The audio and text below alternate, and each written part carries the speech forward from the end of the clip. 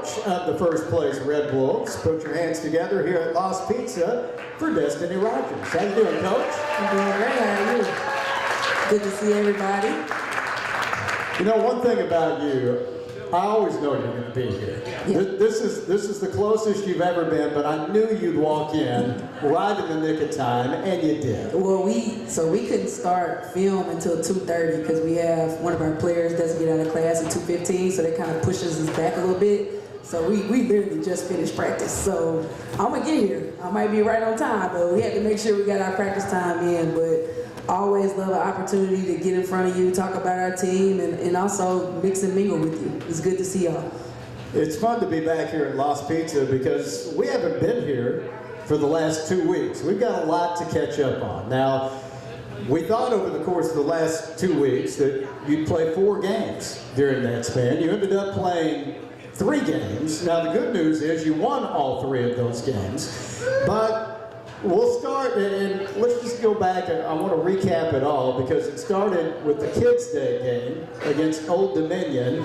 That was on a Wednesday morning, and you packed it out. And I know, number one, it was great to win. You win big, 84-55, but that's a really, really fun atmosphere. Yeah, the education game is always a special game for me because I think we give students an opportunity to come to a college basketball game that may not be able to normally. So I love being able to provide that resource. I thought Bobo did a great job getting those kids to fill in the stands, and so we've played in 3 education games this year, 1 at home, 2 on the road. And ours, you could clearly tell who our students were cheering for. At other places, they just cheer when anybody scores. But at our game, you could clearly tell that they were cheering for the Red Wolves. So we appreciate that. That's good to know they were cheering for the right team. Yeah, because we was at Georgia State and they had 6,700 kids, and when we scored, they screamed. When Georgia State scored, they screamed. It was just loud. Just happy to see offense. Yeah. Well, after the Old Dominion game, and that was great. Again, you win big. You get ready for a game that I know you had circled because it was a rematch of the Sun Belt Championship game against James Madison. Now, you've got a lot to recap us on when it comes to just this whole ordeal of just getting the game played, because as we all know in Northeast Arkansas and across this whole region, the weather hit on Friday. The game was played, well, scheduled to be played Saturday at 2. You had moved it up to 11 a.m. And you get to the arena Saturday morning, there's a leak in the roof. Take us from there, just all the decisions that had to be made to try to get that game in. So one thing we do, no matter what time we're playing, we always take our shoot around. So we were in the arena super early that morning, and we noticed the leak when we were in there. And we notified facilities, and they were working on it. So, you know, I thought once I left shooting around, I was like, okay, it'll be fine when we get back. And when I got back, and the girls were out there warming up, the leak still hadn't stopped. So, and it was leaking so much to where if we even tried to play, we would have put players in harm. So obviously we don't want to do that. But then there was some other options to go somewhere else to play, and myself and Coach O'Regan agreed that we wanted to play the game in the arena. So we then made the decision to move the game to the next day so we could kind of fix that leak. So our facilities got that fixed and we was able to play the next day. Now, in terms of our team was so amped up and excited to play on Saturday. And when they found out we weren't playing, it was like, how do I get them riled up and amped up again? I think that's kind of why we started out a little bit slow Hard to replicate on Sunday, because I'm telling you, if we would have played Saturday, it might have been something, because they were that locked in and ready to go. But just trying to keep them locked in, don't lose the focus. I'm really big about, I believe that when you got something special going on, sometimes distractions come, and you can't allow those distractions to shift your focus. You got to stay focused on the task at hand. As we all know, the roads were not good on Saturday. They were even worse on Sunday. And you decide, okay, we're going to play this game Sunday at 3. I can't imagine you just had really high expectations for the number of people that would be able to be there. Yeah. And then you get there, and the crowd was fantastic. Yep. So I'm sure that meant the world to you and the rest of your team. It meant the world to us. I think we had, it's like 1,100, 1,200 people there on a snow day where the roads were not very good. And I don't think that they understand that they helped us win that game, because JMU jumped out on us, they was kicking our butts, and then we finally woke up and the crowd gave us energy. So they literally willed us to that win. So I'm so appreciative of everybody that came out. And if you couldn't make it out, we understand. But we were really excited to see that many people at the game. Yeah, you got down as many as 18 in the first half. You're down 10 at halftime. You come back and you're able to win by 7, 74-67. And even though you were down 10 at halftime, I know you were still very confident at that point that you could come back and win. Well, the way that we play, you know, if we're down 8 to 10, whatever, we can come back pretty quickly because of the way that we play. So we know that we're never out of the game. I think that we kind of had to snap out of it a little bit. But you know, we had a good talk at halftime, and I thought that we came out the third quarter and we were really aggressive. And in the fourth quarter, we completely took over. But it was kind of the same game from the championship game. They come out and they're hot and they're ready to go, and you could tell they definitely took their game personal. You know, they were looking at our bench and saying stuff, and they wanted that one, which that's understood. But I think once we finally woke up and we started being aggressive in our press and turn them over, we was able to convert that to points, get some energy on our bench and on the floor, and then we was able to go on our runs. Continuing to visit with Destinee Rogers here on Live with the Red Wolves, presented by Greenway Equipment. We're at Lost Pizza on Southwest Drive, and you know, you win the James Madison game, then you're scheduled to go on the road and play 2 games this past week in Georgia. It started with another Education Day game on Thursday morning at Georgia State.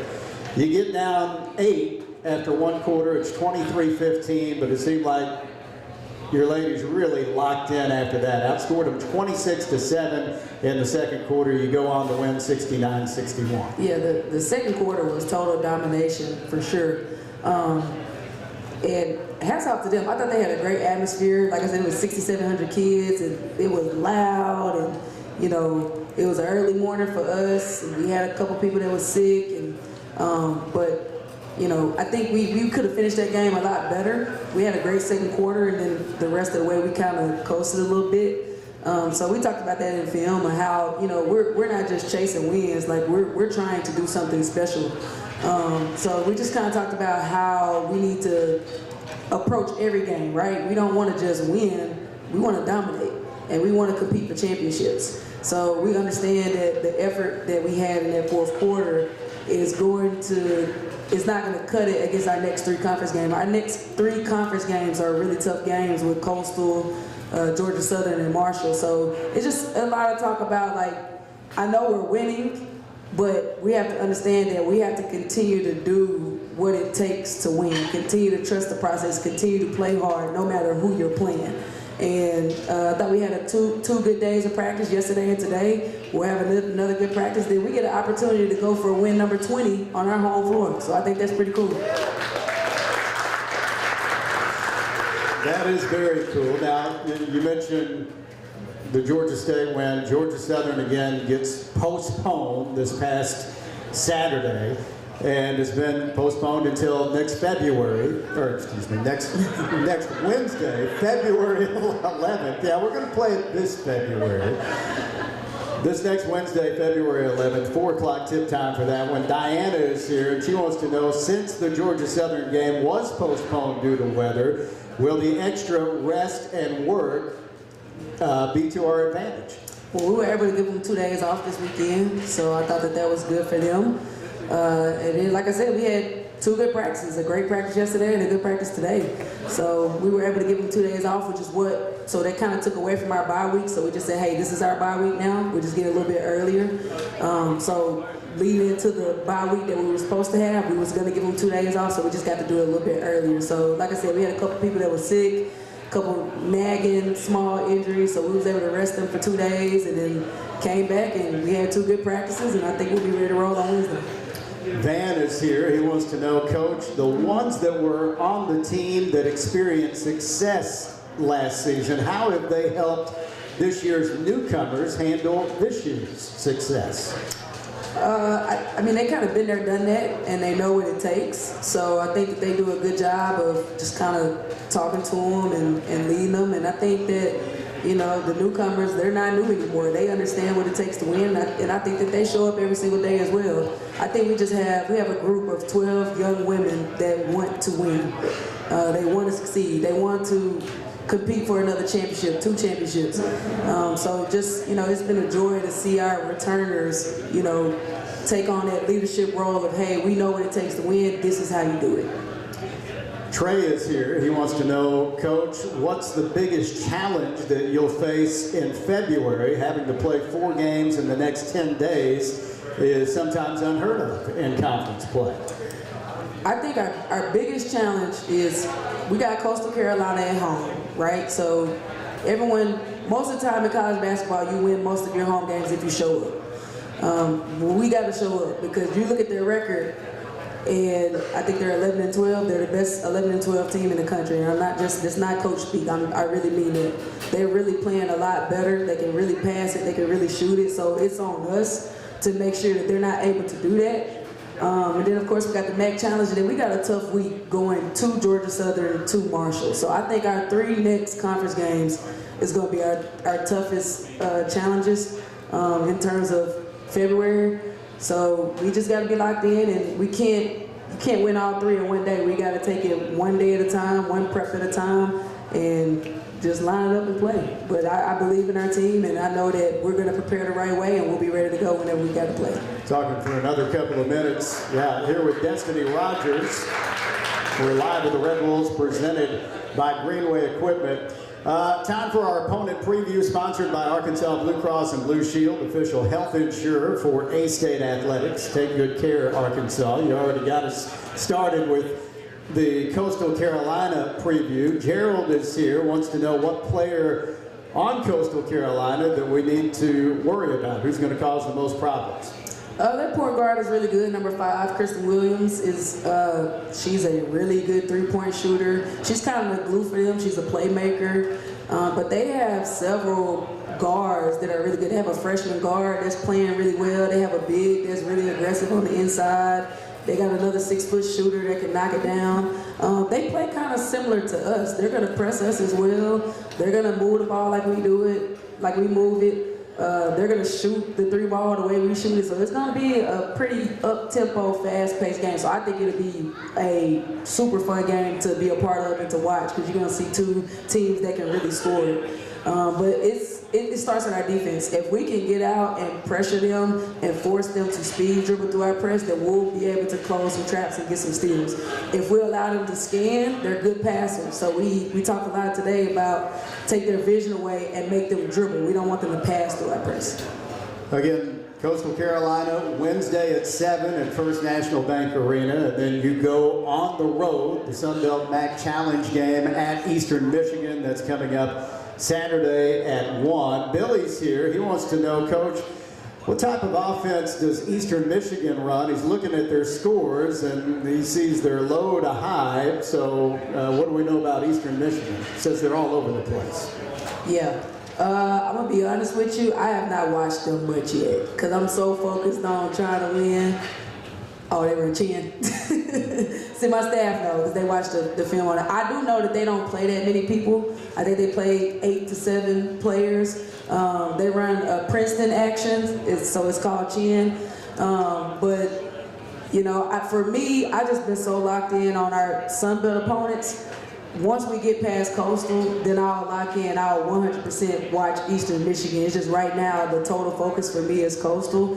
But what I do know about them that's at our advantage is if you only play 7 to 8 people, that's going to be tough for you. Alan Young's here. He wants to know, Coach, who wins the Super Bowl this Sunday? Seattle or New England? I'm the wrong person to ask this question. The Patriots. All right, you're going with the Patriots. We're going to talk with Mia Tarver here in just a minute. And I will tell you, she was our guest this week on the Second to None podcast. We interviewed her earlier today, and she's fantastic. I can't wait for everybody here to get to hear from her tonight. But what have you learned about Mia that makes her such a big asset to your program? She's just she's a kid that brings the energy every single day. She works hard. You never have to ask her to work harder. I've coached some really good shooters, and she is up there with some of the best shooters that I've coached when she shoots that ball with confidence. And you know, she is just a resilient kid. Like when she first got here, kind of was having some family illness going on, and she was tough through that. I don't want to put out too much of it, but she was tough through that. And then me just watching her be so resilient, be so tough away from her family because she has a goal in mind and work hard every single day, I think is an inspiration for anybody.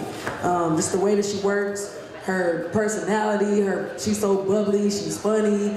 Like, she's just a great person to be around, and we are so happy that we get the opportunity to coach her. Fun fact, we tried to recruit her out of JUCO and she told us no, and she went to Utah State.